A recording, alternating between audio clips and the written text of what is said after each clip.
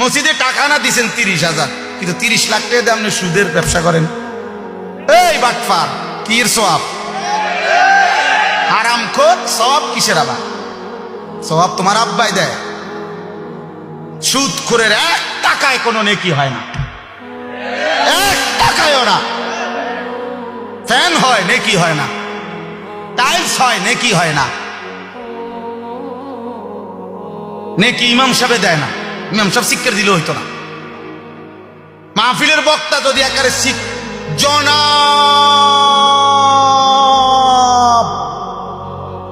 অমুকে অমুক 30,000 মার হাবা, হাবারে মার, যা পারস মার, তারে তেয়া দিল কেন, মার কন্যা।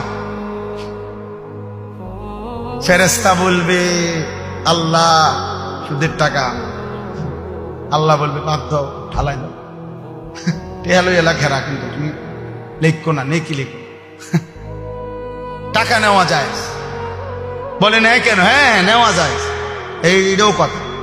আপনি হয়তো বলবেন আরে এরপরে হুজুর আপনারা নেন কা, টাকা নেওয়া যায় কিন্তু নেকি হবে না।